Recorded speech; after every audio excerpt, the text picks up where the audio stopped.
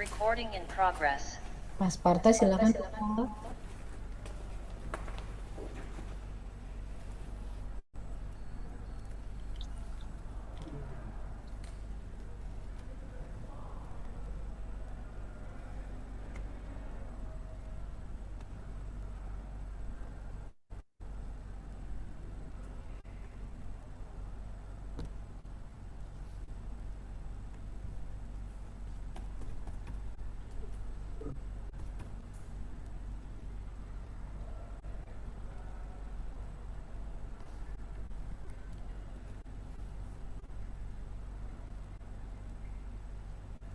Mas Parta silakan Bapak. Iya. Dulu nunggu nih. Ya, Assalamualaikum warahmatullahi wabarakatuh. Selamat datang kepada Bu Roli ya. Atas kedatangannya terkait dengan sidang seminar proposal. Atas permintaan saudara Bu Roli hari ini kita mengadakan seminar proposal dengan dosen kita Ibu Nova Novita, kemudian Ibu Wir Aldila, dan saya sendiri sebagai untuk itu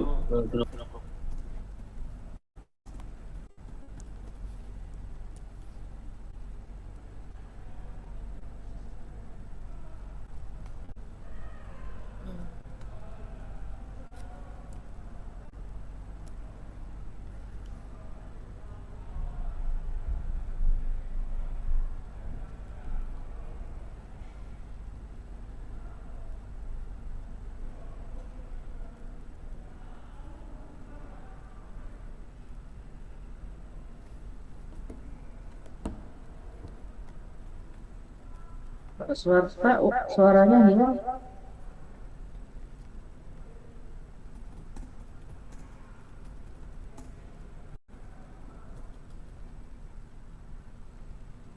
waduh. Oke, seorang lagi ya. Kan mood. Ya, Assalamualaikum warahmatullahi wabarakatuh. Waalaikumsalam. Jadi pada kesempatan ini sesuai dengan permintaan Ibu Roni, hari ini IBS mengadakan seminar proposal dengan dosen penguji Ibu Nova Novita dan Ibu Novita. Terima kasih juga atas kedatangan Ibu Nova dan Bu ya. Dan juga kami ucapkan selamat juga Bu Roni sudah tahapan seminar proposal. Mudah-mudahan bisa lanjut ke keempat ya nantinya supaya segera diselesaikan. Untuk itu kepada Bu Roli kita silakan untuk presentasi 10 menit. Habis itu kita mintakan pendapat dari Bu Nova dan Bu Wil. Silakan Bu Roli. Baik, terima kasih atas kesempatannya kepada Bapak Dr. Sparta. Izinkan saya untuk mempresentasikan proposal saya. Tapi sebelumnya, Assalamualaikum warahmatullahi wabarakatuh. Selamat siang Bapak Ibu sekalian. Terima kasih atas kesempatan yang diberikan. Izinkan saya, Roli Anita Valentina, mahasiswa ekstensi akuntansi IBS dengan nomor mahasiswa induk mahasiswa 202112210002. Dan terima kasih untuk hadirannya Bapak Dr. Sparta, Ibu Nova Novita SEMSAK, dan Ibu Wil Andila Darniati SEMAK. Judul daripada proposal saya adalah dampak permodalan dan efisiensi terhadap kinerja keuangan bank umum konvensional di Indonesia pada masa dan pasca pandemi COVID-19 periode 2020-2024. Adapun yang menjadi latar belakang masalah adalah KAR dan BOPO merupakan rasio keuangan yang memengaruhi tingkat profitabilitas pada bank umum konvensional yang terdaftar di Bursa Efek Indonesia. Setiap KAR dan BOPO pada bank umum konvensional dikelola dalam rangka menjaga keseimbangan antara kecukupan modal dan efisiensi biaya operasional. Pengaruh KAR dan BOPO terhadap profitabilitas tersebut dianalisis pada bank umum konvensional di Bursa Efek Indonesia tahun 2020 sampai dengan 2024 dengan variabel kontrol Ada dua, yakni size dan leverage. Ada dua rumusan masalah yang hendak diteliti. Yang pertama, bagaimana dampak KAR terhadap ROA Bank Umum konvensional terdaftar di Bursa Efek Indonesia pada masa dan pasca pandemi COVID-19 periode tahun 2020 sampai dengan tahun 2024. Rumusan masalah yang kedua adalah bagaimana dampak BOPO terhadap ROA Bank Umum konvensional terdaftar di Bursa Efek Indonesia pada masa dan pasca pandemi COVID-19 periode tahun 2020 sampai dengan tahun 2024. Dengan kedua rumusan tersebut, penelitian ini memiliki dua tujuan. Tujuan yang pertama adalah untuk menganalisis dampak KAR terhadap ROA Bank Umum konvensional terdaftar di Bursa Efek Indonesia pada masa dan pasca pandemi COVID-19 periode tahun 2020 sampai dengan tahun 2024. Dan kemudian tujuan yang kedua sesuai dengan rumusan masalah yang kedua adalah untuk menganalisis dampak BOPO terhadap ROA Bank Umum konvensional terdaftar di Bursa Efek Indonesia pada masa dan pasca pandemi COVID-19 periode tahun 2020 sampai dengan tahun 2024. Ada beberapa manfaat dari penelitian yang hendak dilakukan, yang ada manfaat praktis dan ada manfaat teoritis. Manfaat praktis ini ditujukan kepada beberapa pihak, kepada para pembaca, otoritas perbankan, bank umum konvensional, dan kepada masyarakat. Pada hakikatnya kepada semua pihak ini adalah kiranya dapat meningkatkan pemahaman mengenai keterkaitan antara ROA, KAR, BOPO, size, dan leverage bank umum konvensional yang terdaftar di Bursa Efek Indonesia, yang kiranya bisa kemudian memberikan keuntungan bagi masing-masing pihak tersebut. Kemudian secara teoritis diharapkan penelitian ini bisa menjadi sumber rujukan untuk penelitian terkait selanjutnya, setidaknya bagi mereka yang kemudian menyusun skripsi dengan permasalahan yang terkait. Ada beberapa teori yang digunakan di dalam penelitian. Yang pertama adalah teori keagenan, dan yang kedua teori sinyal. Teori keagenan sendiri ini dikembangkan pertama kali oleh Jensen dan McLean pada tahun 1976. Lahirnya teori ini dimaksudkan untuk menjawab konflik kepentingan yang timbul ketika pemilik perusahaan prinsipal atau pemilik modal memberikan wewenang pengelolaan terhadap manajer atau agen atau pengurus perusahaan. Teori ini berfokus bagaimana cara menyelaraskan kepentingan yang berbeda antara kepentingan pemilik modal dan kepentingan agen atau pengelola. Hal ini dimaksudkan untuk meminimalisasi atau menghindari pemborosan biaya. Dalam perbankan, teori ini mendasari pentingnya pengawasan BOPO dan leverage untuk meminimalkan konflik tersebut.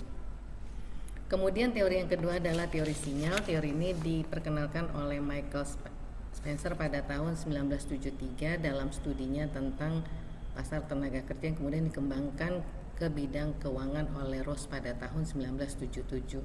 Teori ini muncul karena adanya ketimpangan informasi atau asymmetric information antara pihak internal dan pihak eksternal atau pihak-pihak yang memiliki kepentingan yang berbeda. Jadi teori sinyal ini menjelaskan bagaimana komunikasi dapat tetap dilakukan saat terjadi kondisi asimetri informasi. Kemudian kalau kita lihat di layar ini, kerangka pemikiran itu adalah melihat bagaimana hubungan atau dampak KAR terhadap ROA, kemudian dampak daripada BOPO sebagai X2 kepada ROA Y dengan variabel kontrol, leverage, dan size, untuk melihat apakah dengan variabel kontrol, leverage, dan size kemudian mempengaruhi mengenai hubungan KAR dan BOPO, dampak KAR dan BOPO terhadap ROA. Adapun hipotesis dalam penelitian yang akan dilakukan adalah yang pertama, ditemukannya dampak positif terhadap ROA bank umum konvensional terdaftar di Bursa Efek Indonesia pada masa dan pasca pandemi COVID-19 periode tahun 2020 sampai dengan tahun 2024. Kemudian hipotesis yang kedua adalah bahwa ditemukan dampak negatif BOPO terhadap ROA bank umum konvensional terdaftar di Bursa Efek Indonesia pada masa dan pasca pandemi COVID-19 periode tahun 2020 sampai dengan tahun 2024. Berikutnya izinkan untuk saya menyampaikan metodologi penelitian. Objek penelitian adalah perusahaan perbankan yang terdaftar di Bursa Efek Indonesia terhitung sejak tahun 2020 hingga tahun 2024. Penelitian ini menggunakan desain penelitian asosiatif kausal. Kemudian metode pengambil jenis data yang digunakan adalah data sekunder, jadi tidak menggunakan data primer. Kemudian teknik pengumpulan data adalah teknik dokumentasi. Sementara untuk sampel penelitian adalah purposive sampling.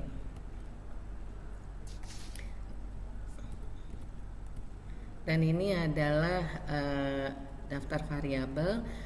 Untuk variabel penelitiannya bisa kita lihat pada rayal. Nah, ini untuk ROA ini merupakan rasio untuk mengukur tingkat profitabilitas bank. Formulasinya atau rumusannya adalah laba sebelum pajak dibagi total aset dikali 100%. Jadi skala pengukurannya rasio. Sama seperti ROA, seluruh variabel yang digunakan di dalam penelitian ini menggunakan skala pengukuran rasio. Demikian juga dengan CAR. CAR merupakan rasio mengukur kemampuan permodalan bank dalam mengatasi penurunan aktiva akibat resiko kerugian. Jadi mengukur rasio modal terhadap risiko. Nah, ini formula rumusannya adalah modal dibagi ATMR, aset tertimbang menurut rasio, dikali 100%. Kemudian BOPO. BOPO merupakan rasio yang mengukur efisiensi operasional bank. Jadi semakin tinggi BOPO, biaya yang dikeluarkan dibandingkan pendapatan juga semakin tinggi. Nah, biaya rumusan untuk mengetahui besaran BOPO adalah biaya operasional dibagi pendapatan operasional dikali 100%. Sementara kemudian untuk leverage adalah perbandingan antara modal inti dengan exposure. Jadi leverage ini merupakan rasio yang merefleksikan pemanfaatan dana pinjaman oleh perusahaan. Bagaimana rumusannya? Rumusannya adalah modal inti tier 1 dibagi total exposure dikali 100%. Kemudian size merupakan rasio yang menentukan ukuran bank dengan total aset. Jadi ketika size bank makin besar semakin mempengaruhi profitabilitas. Bagaimana rumusan size? Size adalah total aset. Nah, ini teknik pengolahan dan analisis data. Analisis statistik deskriptif, analisis regresi linear berganda, dan analisis regresi data panel. Metode utama yang digunakan untuk menguji hipotesis adalah analisis regresi data panel yang bisa dilihat dengan menggunakan rumus bagaimana yang ada di layar. Kemudian untuk teknik pengolahan dan analisis data, ini kita menggunakan uji asumsi klasik. Nah, uji asumsi klasik ini untuk memastikan model regresi data panel yang digunakan layak dan valid secara statistik sebelum interpretasi hasil utama. Sementara uji normalitas memastikan data residual atau tingkat kesalahan terdistribusi secara normal berbentuk kurva lonceng. Metode utama adalah uji Jark-Pera. Kemudian uji multikolinearitas memastikan tidak ada korelasi yang terlalu tinggi antara variabel independen CAR, BOPO, size, leverage. Kriteria umumnya menggunakan VIV kurang dari 10. Kemudian uji kedastisitas memastikan varian residual tetap homokedastis kritisitas di sepanjang pengamatan. Metode umum uji Glasser dan uji White. Kemudian uji autokorelasi memastikan tidak ada korelasi antara nilai residual pada periode waktu yang berbeda. Metode umum uji mudah-mudahan benar cara menyebutnya Breuch-Godfrey LM test untuk data panel. Teknik pengolahan data dan analisis data untuk uji hipotesis. Tahap ini adalah inti dari jawaban penelitian menggunakan hasil dari metode yang sudah dinyatakan layak. Uji signifikan CF, uji simultan, menguji apakah semua variabel independen bersama-sama secara signifikan memengaruhi variabel dependen atau ROA. Kemudian uji signifikansi T, uji parsial, menguji pengaruh masing-masing variabel independen secara individu terhadap ROA, apakah CAR berpengaruh, apakah BOPO berpengaruh. Demikian yang dapat saya sampaikan. Atas perhatiannya dan kesempatannya saya haturkan banyak terima kasih. Ibu Saudara Roli Valentina. Iya Pak. Presentasinya. Untuk berikutnya kami persilakan kepada Ibu Nova atau Ibu Will untuk menanggapi atau memberikan masukan kepada pertanyaan. Terima kasih Pak Sparta. Ibu Ruli, Ya, selamat ya. Iya Ibu, terima kasih. Akhirnya sampai juga ke tahap ini. Iya Bu, itu semua berkat Pak Sparta Bu. Betul. Saya tadi juga yang tidak letih menghubungi, mengingatkan dan menyemangatkan.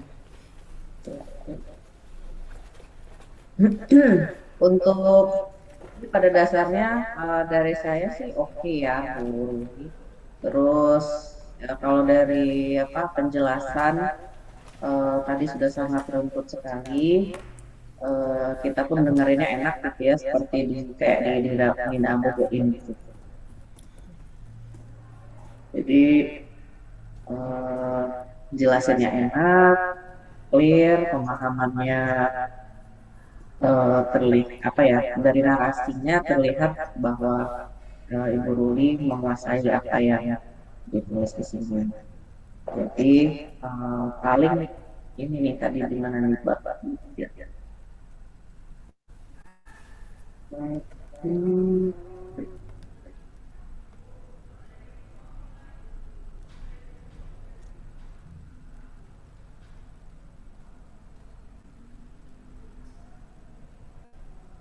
Bahwa karbopol, leverage, sama size. Ini kami sarankan nanti gunakan rasio yang udah ada aja, yang udah usah dihitung ulang. Terus biar lebih cepat, kemudian mana modelnya. Nah, ini kan nanti akan membandingkan di halaman berapa ini? 48. Ini kan nanti akan membandingkan antara yang selama pandemi dengan setelah pandemi kan ya Bu Ruli ya? Iya betul Bu. Nah berarti di persamaan penelitian kayaknya perlu ada variabel dummy satu untuk tahun yang periode pandemi 2020, 2021, ya. 2002 tuh udah nggak dihitung lagi ya masalah ya? Atau udah? Nah itu pertimbangannya. Terus setelahnya itu dikasih kode entah itu nol. Jadi nanti pertanyaannya kan dari riset ini ada nggak sih efek pandemi ini kepada kinerja perbankan saat pandemi sama enggak? Itu bisa diselesaikan dengan menambahkan variabel dana. Yang paling itu saran saya untuk di Ibu mohon persamaan kurang penelitian. jelas tadi variabel apa Bu? Dummy. Oh iya siap. Ya, 1 dan 0. Untuk kode aja, oh ini data tahun 2020. Terus sisanya sih oke. Mudah-mudahan ada yang bisa bantu mempercepat ini Bu Ruli. Jadi Januari ini nggak terlalu lama dari proposal bisa maju sidang. Mudah-mudahan sih tidak ya Bu, soalnya saya baru berani proposal ketika udah mengumpulkan laporan keuangan sampel dari 43 bank yang akan dijadikan sampel Bu. Sebelumnya memang Pak Sparta tadinya menyatakan silakan maju, cuman eh, sepertinya saya kurang yakin kalau tidak memperoleh laporan keuangan itu dulu gitu loh Bu, karena khawatirnya ya udah proposal nggak selesai, lebih tidak menyenangkan gitu Bu. Baik. Ya, kemudian itu untuk di bab 3. Sekarang mundur ke bab 2. Ya, Hipotesisnya, statementnya, Bu Ruli. ya Bu. Kayak ketinggalan ya? Kan kerangka model nih, hipotesis, ditemukan dampak positif. Ini Ini Bu, langsung ke statement hipotesis oh penelitian. iya itu Padahal dia kan ya. sebenarnya kan perlu ada narasi pengembangan dulu, apalagi di bab 2 tadi pakai agensi sama signaling. Iya betul. Nah, jadi tinggal di highlight sekali lagi, sama dicomot-comot riset yang mensupport prediksi, baru masuk ke pernyataan hipotesisnya. Positif R terhadap real, negatif. Nah, ini kayak satu lagi itu kita prediksi rawa pandemi kan turun ya. Iya. Nah, berarti jadi 3 satu lagi. Karena ini meng-highlight ada statement yang sebentar. Terdapat negatif boko rawa pandemi pada masa pandemi. Ini kayaknya kalau untuk boko kan keseluruhannya ya, seluruh data nanti akan direges terhadap rawa.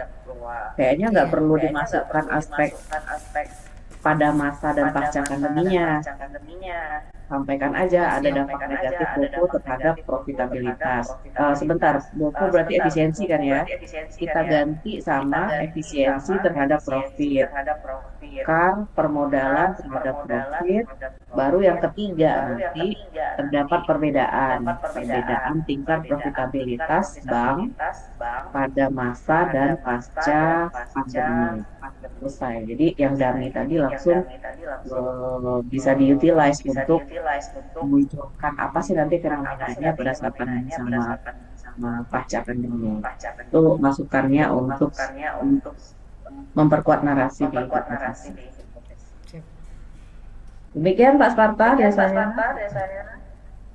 Terima kasih Bu Nova. Ya, memang itu depan masukan dari gua. Berikutnya Mbak Mia, silakan Mbak Mia. Baik, Pak Sparta. Terima kasih, Pak. Selamat siang, Bu Ruli. Selamat siang Ibu. Iya, dari saya tidak banyak, Bu.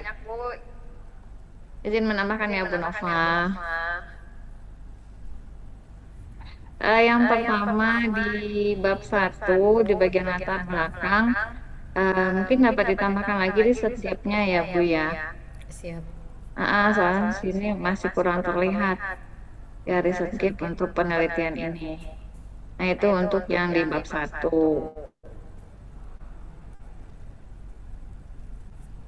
Kemudian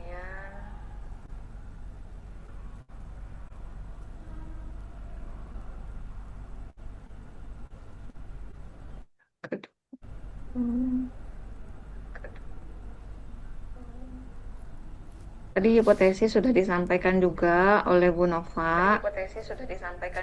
Ditambahkan kembali penjelasannya sebelum memulai hipotesis. Lalu yang kerangka model penelitian ditambahkan arah ya Bu ya. Kan di sini ada berpengaruh positif dan berpengaruh negatif. Nah, nanti Ibu tinggal tambahkan saja H1 tanda plus, kemudian H2 tanda minus. Oh siap. Kemudian di bab 3,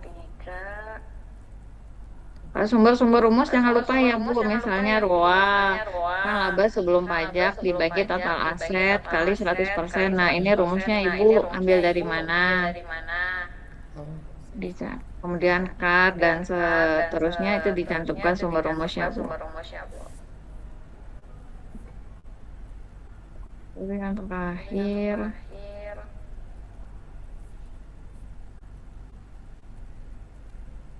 persamaan regresinya, Bu. Oh, halaman 48. Tadi di itu juga ada di PPT, Ibu,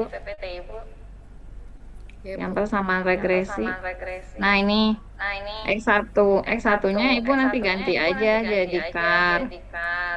Kemudian X2 ini OPPO bukan NPL. Nah, nanti di bawahnya keterangannya adalah CAR itu yang untuk permodalan. Kemudian BOPO ini adalah untuk efisiensi. Ah, Ibu, ini pakai LDR juga ya? Bukannya Bu, leverage ini tadi. apa namanya? Maksudnya Saya kalau kan LDR apa sama Bopo, namanya?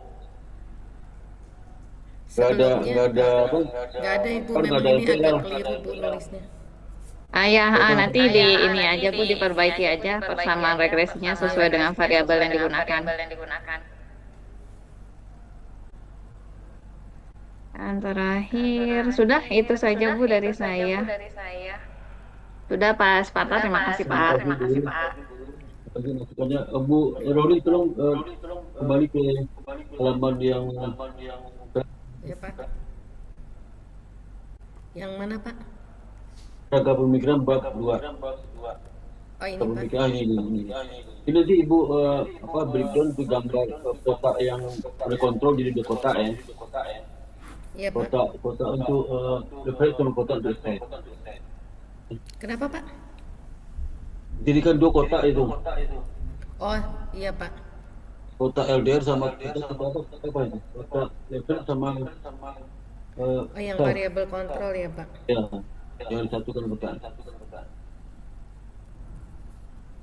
Nah, kemudian untuk yang hipotesis ini, Ibu, hipotesis penjelasan ada dua linear pertama logika teori yang logika teori dari Green Theory itu yang menyatakan hubungan Y terhadap X Y itu seperti apa. Kemudian linear kedua tentang penelitian sebelumnya voltase yang mendukung Iya Pak. hipotesis Ibu. Jadi semuanya sama tuh, itu juga sama. Jadi dua linear Bu jelaskan. Kan dasar hipotesis ada dua, kajian tulis sama seperti yang sebelumnya kan. Logika teori sama seperti yang sebelumnya. Iya Pak. Terus yang apa formulasi itu yang benar Bu ya, apa pakai cara yang tadi buku itu, yang formulasi itu. Nanti Y-nya di bawah, X-nya itu pakai itu lah ya. Ya Bu ya. Iya Pak. Oke Bu, itu aja saya. Terima kasih banyak. Ada lagi Bu Nova sama Bu. Gak ada Pak, kita nunggu lagi aja biar cepat Kalau ngajarin. begitu nanti Bu Rodi nanti tanggal 25 Januari setiap draftnya ya. 5 Januari. Iya Pak. Siap Pak. Ya bisa ya 25 Januari udah selesai draftnya. Nanti pengajuannya butuh waktu seminggu untuk selesai studinya tuh. Jadwal sidangnya butuh waktu juga seminggu. Di awal Februari udah sidang. Iya. Ibu fokusin ya Ibu ya. Bisa malah sidangnya di Januari. Karena jangan sampai di Februari nanti dihitungnya habis masa studinya. Masuk ke semester genap nanti. Siap. Iya. Bu Ruri sama sama Sulasmi harus selesai di semester ini. Ya. Siap. Jadi agak membut. Oke, Bu Bill juga terima kasih dan Bu segera aku bisa 10 hari lagi selesai ya. Jadi selesai ini ya, keempatnya. Ya kan tinggal pola data sama ya Bu bisa aku udah sering bisa Bu juga ya gak ada masalah sih ya Bu ya Iya, Pak. boleh memang bedanya satu Iya, hukum Pak. satu ekonomi ya. Ya. Oke, demikian setelah selesainya Bu Nova memberikan tanggapan, dan saya juga sudah berikan tanggapan juga, dan proposal Ibu layak ditemukan Mbak 4 ya. Dan demikian saya tutup semua proposal. Alhamdulillah, Assalamualaikum warahmatullahi wabarakatuh. Waalaikumsalam warahmatullahi Waalaikumsalam. wabarakatuh. Terima kasih Waalaikumsalam Bapak warahmatullahi Ibu.